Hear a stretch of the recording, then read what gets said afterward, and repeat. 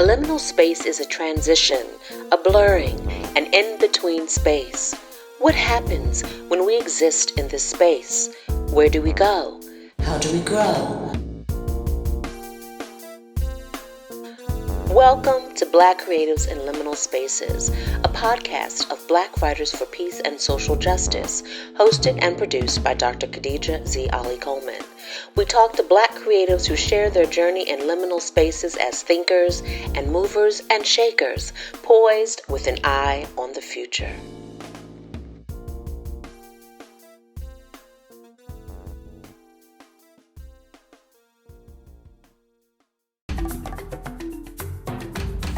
Synnika Lofton is an award-winning poet, educator, and publisher. He is the author of more than 35 collections of poetry and more than 177 spoken word albums.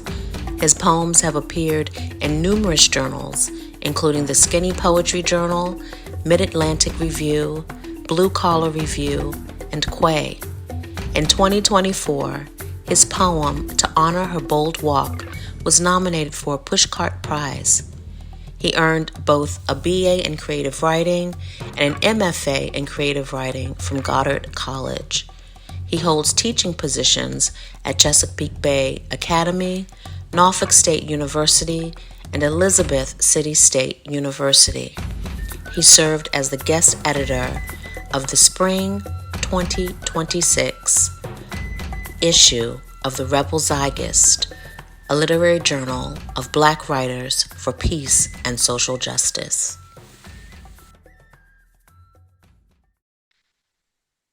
So I am so happy to have you here, Synnika. I think that we spent a lot of time this past 2 years.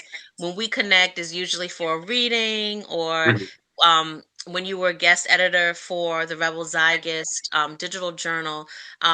But we really haven't had an opportunity to really just sit and talk and get to know each other. And my interest being really, where did it begin for you? And for our listeners, Synnika, I became familiar with Synnika's work in 2023, I believe. I was a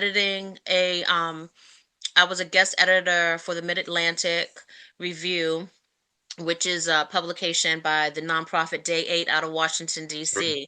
And they had a special Black History Month issue that I had the privilege of being a guest editor. And that's when I saw your work. And it was like, this is really good. This is really good. And so I had reached out to you after, and when I was starting Black Writers for Peace and Social Justice, and I just feel like since we just hit the road in terms of really collaborating and being in community with one another. And what's really impressive as I learn more about you is how you continue, you write.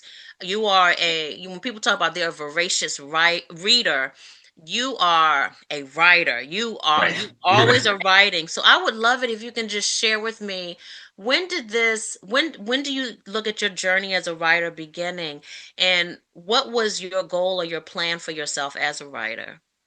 Yeah, like for me, like man, it had to been, if I can pinpoint it, late '80s, Long Beach, California. I think I'm like in fourth grade.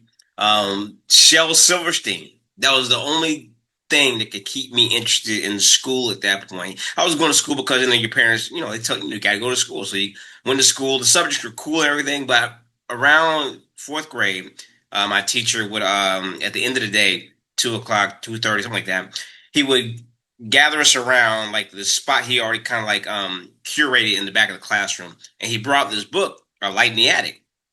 And I was like, well, what's going on? What is this? So he starts reading these poems from this book, and he starts sharing these pictures, and that was it. That was the hook for me. I was like, I want to do that. I'm not sure what it is. I want to do it. And so that's when I started to learn about poetry and the craft. And of course, at that age, I wasn't reading a ton of stuff. So that's what sparked my interest in reading. I was like, okay, I want to read now because I like these poems, I like these pictures. And so all through elementary school, that's kind of like where my interest was at. I would definitely do the other subjects, get the grades I could get in them, but I was always like coming back to the poetry, and it was really for the enjoyment of reading it and listening. Writing didn't start for me probably until like the fifth grade. And of course, you know, you're engaging all these different youth, right? Young boys and the girls, you know, the crushes started to happen, and I wanted to like talk to a young lady, and so the best way I could talk to her was through writing, and so that's when I started noticing the power in writing itself, and so I read and wrote poetry kind of on and off all through school.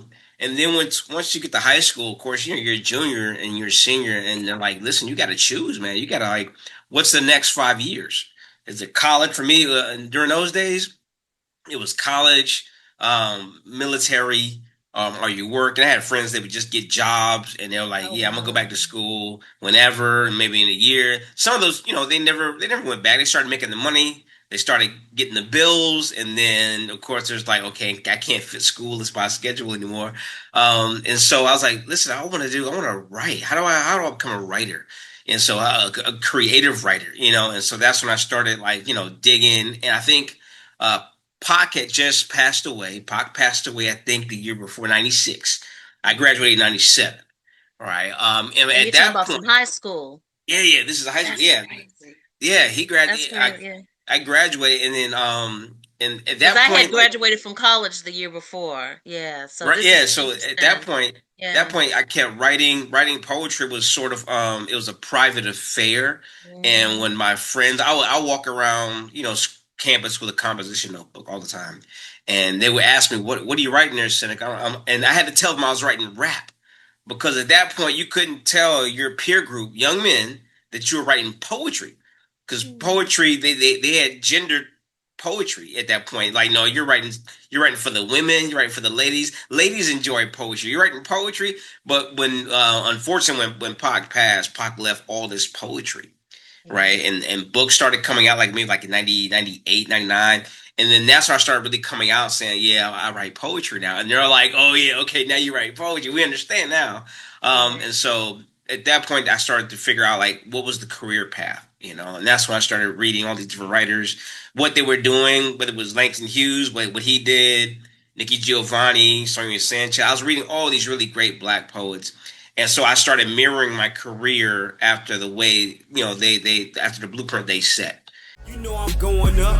I ain't stargazing, leaning back in the whip. You know I'm star chasing. Look up in the sky, I see angels and God's son. Hell in heaven, the battle's already won. They all look stunned, like where did he come from? Win some, winning some, never lose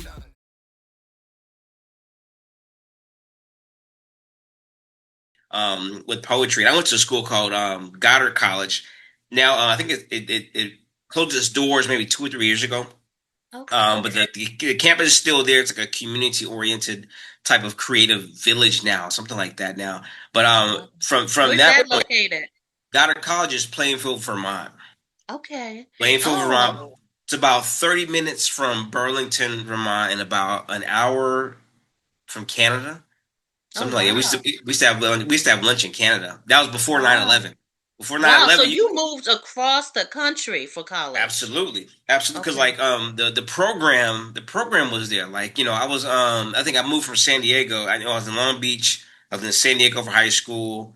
My dad was in Georgia. He was a Navy guy, so I moved to Georgia for like a couple semesters. Took some junior college classes like in Florida. Like we lived like on the border of Georgia and Florida. Oh So I drove wow. into Florida, you know, 30 minutes to Jacksonville and went to school. And that's when a teacher read like I think I wrote a sonnet. I was reading Shakespeare at that point. I was writing like I was playing with sonnets, and so she read something. And she was like, you know, you can major in creative writing. I was like, whoa, you can major in this? And she's like, yeah, you can major. So I picked up it was a magazine called Poets and Writers, which still, you know, still on the Hmm. bookshelves. Started looking through it, thumbing through it, looking at the classifieds, and I started seeing all these ads for schools. You know, Hmm. Goddard College was one. I think Antioch was another one. There was a couple other ones. These are places I had never been before. East Coast, like Northeast, like I had never seen snow. I mean, it was a thing. I was Yeah. like, do I want to go Wow. Midwest or do I want to go like, you know, Northeast? You know, it's gonna snow either way. If I go, so I visited Goddard College. Loved it. Small liberal arts college. The locals called it they call the kids that go there a bunch of communists and little Moscow on the hill. It's Oh that my level. God. Are you They're not serious? they're not communists and stuff like that, but they're definitely Right. radical thinkers and creatives. You know, No, no, I'm just amazed that people would refer to them as that. Like yeah. in the 2000s. That's Is crazy. it That in sounds like 2000? something you'd hear from like the 50s or the 60s. Those hippie Right, right. kids, you know? Yeah, and at that point I was recording. I was doing a lot of recording. I was getting used to my own voice because they had a recording Mm. studio. So it took me a few years. It took me like I was there 6 years. It took me all 6 years for me to get kind of like comfortable with my own voice and the way I Oh was delivering wow. words and things like that. But I remember I had some music. I set some haiku to music. It was haiku, I think, to piano or something I was working on. And this was right around the time when slam poetry was really big. Right, right, Saul right. Williams, huge. Yes. Jessica Care Moore, huge. Yes. All these writers, they were doing that, and I was recording haikus to like piano and stuff, just like experimenting. But a DJ, Were you with other students doing this or was this on your own? yeah, I had there was a couple of musicians that were on the campus that I worked with. Okay. Some of those musicians I still hang out with and still talk to, and they still send me music and stuff. Some of them have become like artists, different type of artists. But I met this one guy. His name is Steve Sharon. Steve Sharon was he was the but he played I think he played piano or he played drums in the band. This band that was on campus, and we got together and kind of worked some things out and played around a little bit. And those experiments became full fledged recordings. And I was sending that stuff to different local radio stations around the area. And Wow. a DJ from Burlington got it, UVM, University of Vermont. And he called me up to the station. And he's like, "Yeah, I'm gonna play some of your music." I was like, "Okay, cool." And we had like a short engagement, but he said "Yeah, I got a local radio show. I'm gonna put this music on the air." And then when I first heard it, he said, "Yeah, all the way from Little Moscow on the hill." Learning to make each step count. To make the flaps of her beautiful wings enhance our senses and make us better humans, yes, better humans. They make That, us like that and so he played some of the material, and that's when I started falling in love with the audio recording and the music. yes. Listening to Gil Scott Heron and learning who Miles Davis was, and that's when my jazz Yes. age kind of kicked off. Um, tell me what your parents, how were they responding to this evolving you as an artist? Yeah, I mean, I What were the think they. messages you were receiving? Yeah, I mean, generally, they were good impressions. They were like, like what part of the family, because like my parents are from, the old South, my parents, Mississippi, born, and raised and everything. And they were like, did we have any poets in the family? Did we have any writers in the family and things like that? But they started, liking, the way I was moving, especially the messages inside of the poetry. I was becoming more radicalized the more I read. Hmm. And I was reading widely. I was reading widely. All these different liberation movements all across the globe. The Black liberation tradition, and then once I got Hmm. hooked into the Black arts, it was Hmm. over. It was over. It was over. Once I had Sanchez and Baraka, to look at, and I had Gil, Right. I was like, okay, I'm going a different path because I was you're constantly trying to refine your voice and you're trying to find your voice. And that's what I was doing, and I was leaving all those experiments in college, the writing, the recording, and then when I graduated, I was like, okay, I think I have a voice. I know what I want to write about, and I know what I want to communicate, and I know how I want to do it because I've listened to all these writers. I looked at the career of Gil Scott because I was like, okay, I want to record too. So how do I make recording work? And so listening to Gil Scott, he would kind of like, he would do traditional songs, but he Hmm. would throw poetry in those he would throw poetry in the music as well. And I was like, okay, I can make this work. And so after like 2006, I think I graduated for the master's program, and that opened the door to college because that's what Nikki Giovanni was doing. That's what God rest her soul. Tim Siebel's good friend of mine. That's what he was doing. He just Oh, he's great. yeah, we hang out at a cafe in Norfolk all the time, and he's working on a play, and I'll tell him what I was Mhm. working on. So we're really good buddies. We used to see each other just in passing in Norfolk. That's when he was teaching, and then when Mhm. he retired, I started getting into that teaching role. But we were in the same orbit, and so Mhm. somebody got a phone number, he got the phone number, and then next thing you know, we're just kind of hanging out.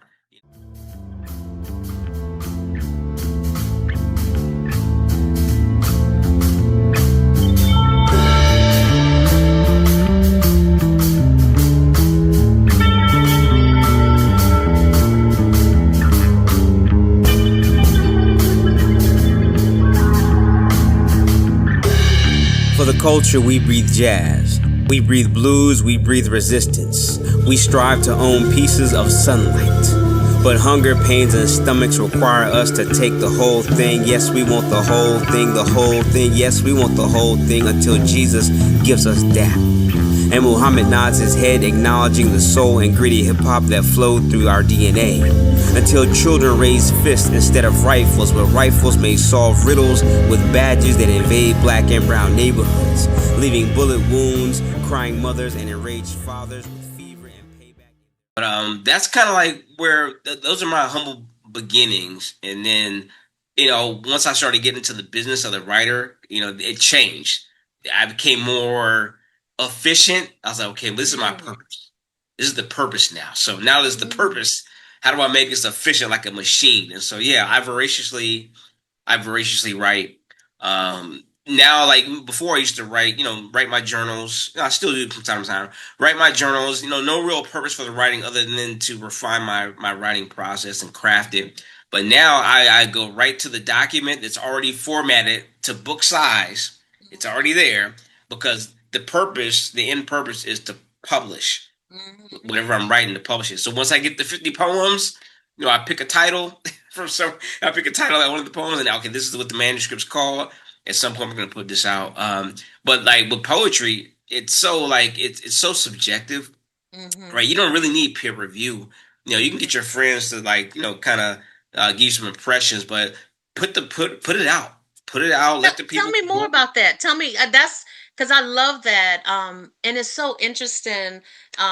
Because I told you that I'm interviewing you following an interview with Josh Wilder, who's a playwright who had this trajectory of um being an actor and wanting to work with playwrights and be part of their first show so that it could be published, that he was part of this opening until right, he realized I'm the playwright.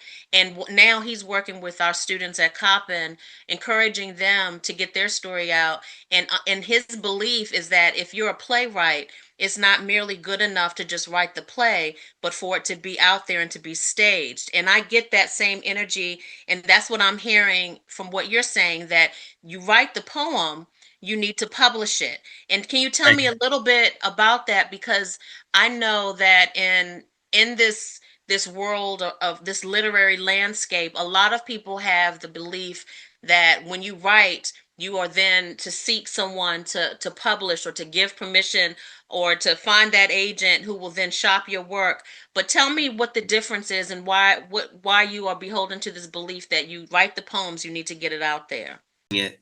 I was like, you know what? As an indie writer, you can put more out. You can put volume out, and you can still play the traditional route. That's the long game. That's the long game right there. So, um, in the summers, I submit to journals. I just submit poems to journals all summer long, and then the rest of the year I'm just writing and publishing, as I see fit. Because with that writing process, that traditional writing, you're waiting a lot. You're waiting months, 3 months, 4 months, 5 months, maybe even a year before someone contacts you and makes a decision on a poem, that you wrote, 6, 7 months ago. And I write every day. I feel like my best work is ahead of me. I'm like, Right. so I'm writing every day. So I'll go back to it, and thankfully, like over the years, I'll go back to those poems I submitted, and they still have the staying power. And you Mm-hmm. read them, like you're looking for a timeless kind of impression, a timeless kind of feel. And so some poems I know, like my first books, I'll go back to them 10 years later. I'm like, I don't really like them.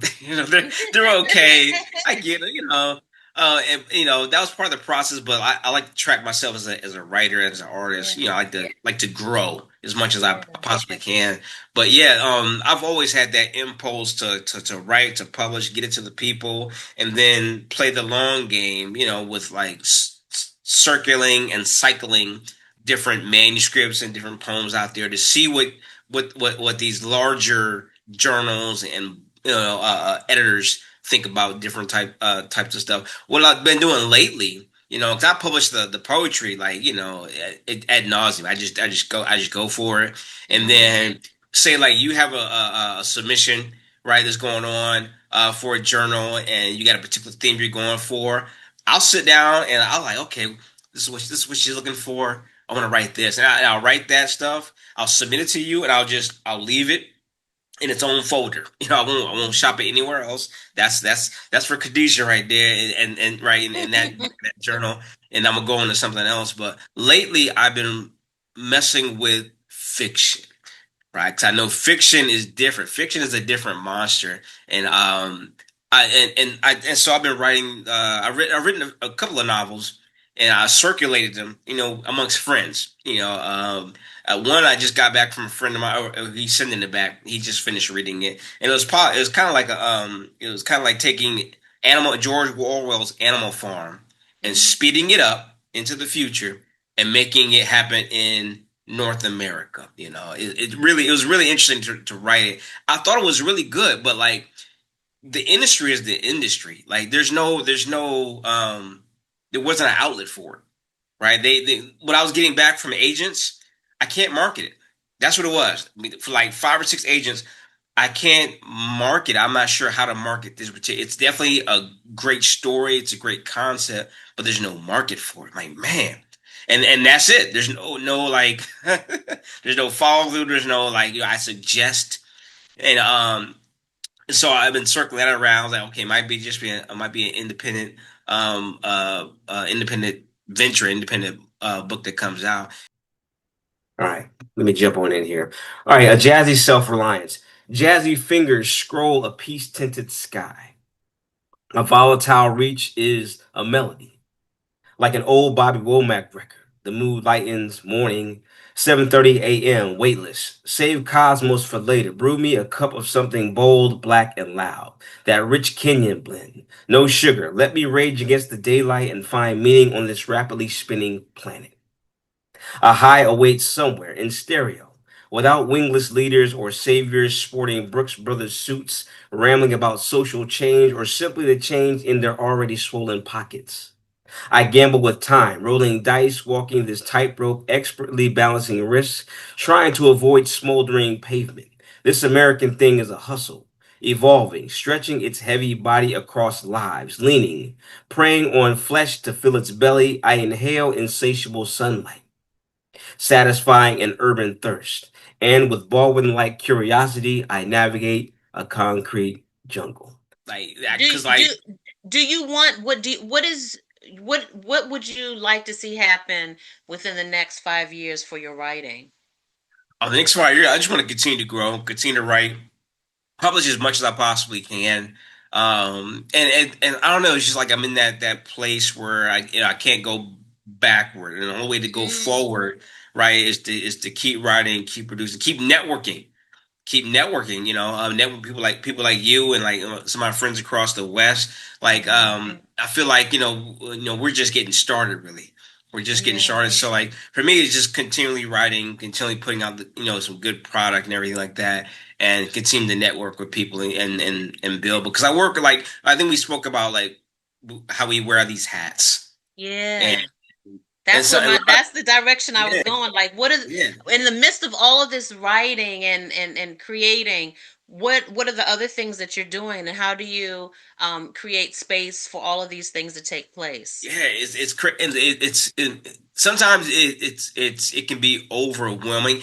Initially, it can be overwhelming, and then I start thinking, I'm like, nah, I got a plan. I got this. I've been doing this too long, and so like of course the educational doors opened up because I went that route because Nikki went that route and Tim Siebels went that route and all these people went that route. I had one friend. Oh my gosh, he wrote Silver Linings Playbook. If you remember that movie, it came out Yeah. years ago. With He wrote what's her name? Matthew. Jennifer. What? Yeah, I know what I you're can't talking remember. about. I can't remember. He wrote the book. He wrote the novel. It was a novel. Oh We were in wow. college. Yeah. Matthew Quick. I think it's Matthew. Is it Matthew Quick? I think it's Matthew. He wrote it and he's like, Synnika, man, I was in my basement. I was teaching. I'm not sure what grade he was teaching, but he said I was tired of living in the basement and teaching these classes. And he said I started writing this book, and it was a book that he kept workshopping for years. And that's the cool thing about being at Goddard. You can workshop all these books and different types of art until you refine it to the point where you like say, okay, I'm ready to publish it. I'm ready to put it Mhm. out there. I'm ready to put it on stage or whatever. And he was working on it, and he said, yeah, like, he said like one novel can change your entire life. The classroom experience is kind of like an extension of the work I already do. Like I go from writing my own work to a lit classroom where I talk about books Right, and right. writing. Have my coffee. I go home. you I know, love it. and that's it. So I wear those hats, and then some of the activists I work with here in Virginia. Our friend Shayna Turner. She runs Mask Mothers Against Senseless Killings. Right, Mm. her son was killed by by gun violence years ago. So she started a mask in Hampton Roads, and so I work with her. I extend to you the Black Lives for Peace and Social Justice. Yes, we are so Your two grateful. organizations, yeah, your two organizations are the ones I really pour a lot of my energy into, as far Yeah. as like the activist community. But like, yeah, we wear a lot of hats. These things are important to me. And then like me and Greg, you saw how me and Greg get down up there. We work with Tidewater Arts Outreach. All right, so they Mhm. place us within the I want to say memory care facility. So active seniors who have memory issues sometimes. We go and perform for old folks. That's what we do. We just Love for that. elderly seniors. My mom's like, yeah, I mean, when I get old, I want to see some performers. Like, yeah, which y'all are Yes. out doing some good work. And so, Yes. so throughout the year, that's kind of like how we move and how we function. Hanks. The struggle to climb from a shell is a process of self-discovery and self-mastery. Jazz or something like weightless. The son of a man bounces from the grits of gray concrete. Roses wiggle through cracks and kneel before radiant sun, or God, or whatever one needs to feel alive in this place. Digital madness, amaze, humanity. And yeah, so wearing these different hats, there's a method and an organization to all of And it. you're a husband and a daddy. Oh my goodness. I try to be I gotta be present. I like educators, right? Right. Be present for your students. So in your marriage, in your home, be present for all those small moments. When the wife Yes. wants to do something just like random, okay, let's go Yep. and do it. My daughter Yep. wants to do something just randomly, okay, let's do it. I want to be present, present father, present husband, all that Yes. good stuff as well. So it's a lot I have to do where and this summer has been productive and relaxing, and so just kind of like thinking about like do I want to put anything new into my syllabus or do some different thing. Do you For have some any reason I feel strat? like Oh, I'm sorry. I'm sorry. go for it. You got it. Go for it. Well, I wanted to know if you have any strategies, with AI and, both of us teaching English. I know that most of my summer thinking revolves around how to engage my students, and how to have assignments where I know that where I am trying to discourage them from using AI without merely saying no, do not use AI. So what are some of the things that we can do where that's not Right. even a consideration? Have you been trying to hack that? Yeah. Oh yeah, yeah. I've been doing a lot of a lot of the content we deliver. It's all through these learning management systems. It's Blackboard, it's Yeah. Canvas. and a lot of it's strictly online. It's asynchronous and it's online. And Right. I can. It's so hard to get around the AI. I know at Chesapeake Bay Academy where I'm in person, the kids that use the AI, they use like Grammarly, software like that that helps them and teaches them how to write their paragraphs. But it doesn't do it for them. It just tells them like this is not working out. Your subject and your verb and all stuff like that. But I know what college kids a lot of times they're just trying to get the assignment done, as quickly as possible. And so I've been thinking about like, okay, how do I slow them down, right, enough to have some teachable moments here, And so for me, generally, AI is just for like brainstorming processes and getting started with ideas, but it can't write your paper, And there's things, Chat GPT can't do, right? There's things there's a lot of personal things you can kind of throw in assignments to make sure they're using right because I know how far Chat GPT can go because when I first heard about it, I started using it. I was like, let me see what can a student do? Okay, if I had to write a paper, write me a 5-page paper on the history of William Shakespeare in the 1600s, and in 30 seconds, a few seconds of hitting enter. 35 seconds later, a full page. I'm like, oh my God. And of course it sounds, like a robot, right? It sounds mechanical. And that's the first thing I noticed. And then but you can always, you can plug in stuff, conversational. You can plug in tones to get what you want. And that's what's Right. happening out there. They can plug in any kind of tone they want and get the conversational, style they want to try to pass the AI checkers a little bit. But Right.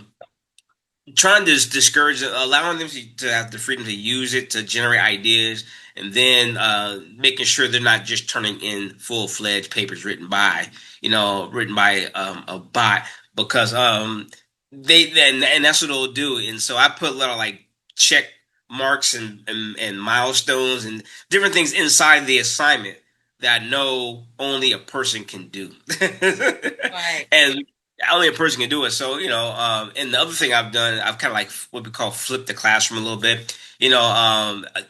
I make them because sometimes, they don't like to read, in this fast paced information world now, the reading, I mean, I'm not sure. I'm not sure if you see it on your side. Like, people don't read as much. I mean, they weren't reading that much before. Right. Right. Right. Now with the technology, they're reading even less. And so, if I want a student to really focus in on a chapter, I'll have them instead of like going in and searching out the information and typing it up, they can just throw that into some kind of AI system and get that answer. I have them sometimes screenshot the text page. Yeah. I know what the answer is on page 35. I know what paragraph it's in. Screenshot that page and send it back to me. And so that's a better way of measuring, if they're actually looking in the book, the ebook that you just sent them, or not. But it's here, That's a good Khadijah. point. It's here, and so trying to Yeah. find some workarounds to make sure you're getting the best quality work out of your students is definitely an ongoing thing. And Yeah. I've been doing online for like ever. I've been doing online like ever since COVID. Um, Oh wow. we started getting the online certification, and I do online with NSU, and some semesters I go right on in because I like to do some in person stuff. But yeah, that's kind of like where we're at as far as the Yeah. information is we have out there. The technology is at the place where now you can just with a snap of a finger get all the information you want. Now, do they understand the information? I don't know. And what Right. what does that say about the degree once they graduate? Right. Like how is that a quality degree if they use AI for 4 years Right. and And they get out? that's why I really am thinking that despite all of the dystopian predictions of how this is really going to be the further decimation of the humanities, I really think that what we're going to see is um, a greater um, want to pull those of us who are from the humanities, whether we're writers and readers, We're going to have to fix this. They're going to ultimately, Right. employers and they're going to have to get us to fix it, because even now I'm seeing jobs where they're hiring people to come and check after the AI, after having the AI do something, because so many mistakes have happened, so much Right. chaos has come from people firing whole departments only to find out that this AI program that they thought was going to replace them has been jacking up stuff. So now you're going to have to hire people to come check up Right. after the robots. And so we are in a very highly anti-intellectual situation right now. But what's going to happen with anything, if more people are becoming um, less learning focused, less interested in doing the hard work, then that's going to mean that the people who have been trained to do the hard work, like you, reading, writing, thinking, it's going to now be required for us to come in and fix this. And it's unfortunate that I don't that more people don't see this is the direction that we're going, and that we have to think of all of these tricks and creative ways to get people to just want to disconnect Yeah, long to pay enough. attention. Yeah, I'm Yeah. using the Pomodoro method. I've been trying to figure out, because it's not just young people, it's grown Sure. folks too. And things like the Pomodoro method, with training ourselves to stay focused, all of these things are going to be coming um, more necessary as we realize how disconnected we are from our ability to think. And it's very scary. And when I think of your the story that you tried to shop, I think you just keep doing it, because um we're more there than not. But as we close out, if there's, Black Writers for Peace and Social Justice, when I started in 2024, it was really founded with this term that I coined, writing for liberation, and believing that, you know, we don't necessarily only have to look to the past, but we definitely need to look to the past to know that we've always had people using their pen to walk us toward a place of freedom and liberation, and it's ongoing. But also looking at the people that exist and knowing that we can develop a practice. Do you consider your practice one where you are writing for liberation, and what would liberation look like for you? Yeah, for me, writing has always been a piece of liberation. It's always been resistance. It's always been about self-determination. Like, with every poem, like, that I try to write and compose, I'm always thinking about, okay, how do I feel about this subject, and am I taking the right stance with this subject? Because people are going to read this years later, and they're going to say, okay, Seneca, like, he was kind of like, he was writing about, frolicking in the hills and watching the leaves fall, when they were dealing with, ice, and they were dealing with MAGA, they were dealing with racism and the definitions of a woman. They were dealing with all this stuff. He didn't really talk about, because we read our own history. We read the poets of the past that didn't really want to be that kind of artist. They wanted to be like this. I don't know, this romanticized type of artist, where they didn't kind of deal with politics or anything that's controversial. And but Baraka was like, listen, like, everything you write, everything you create has a political message, whether you like it or not, right? Exactly. If you decide not to attack that or combat that or address it, right, you're saying something about your positioning on that particular position, or whatever's going on in that particular day. So I've always viewed writing as a form of resistance, and I view every book um, as a form of resistance. Like, I got, Blues Man on a Tightrope. The next book is called Nobody's Citizen. I So love that. I'm throwing messages in there, and Yeah. the people who are reading, really reading, they're gonna get it. Like, oh yes, Seneca, he preached to the choir right now. And some people won't get it, for another 40, 50 years, whatever it may be. But I just try to make sure I have that representation on everything that I write, because people are gonna read this, 40, 50 years, later, and they're going to interpret it for themselves. I want to be on the right side of history, and I want to have the right positioning, when that particular issue kind of comes up. And so that's kind of like been my path for the last, like, I guess 20 or so years. And it's been hard to navigate, like, writing for different audiences that might not be interested in political, right? I know one friend, he stopped buying my books because he was like, all your stuff is political, man. It's all political stuff. It's all resistance stuff. I want to hear about roses, and I want to hear about these other themes.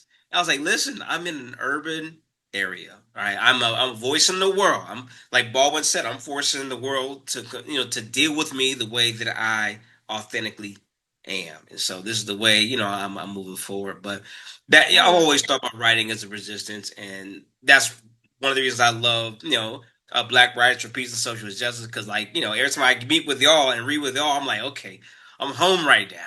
Like, I might Yes. be from Baltimore, but I'm with these people. Yes, absolutely. I love that. And that's a great way for us to close out. And you just tell folks where can they learn more and learn more about you and to download your work and to order your work. Oh yeah, definitely. For me, Synnika.com is the best place to find my work. I'm on all the streaming platforms, so wherever you go on a streaming platform, just type in my name and you'll find me. But Synnika.com is like the headquarters. So you want to contact me and check out my work, definitely right there. Awesome. Thank you, my brother. This is Thank you. wonderful. Thank you. I appreciate you. Yay. Absolutely.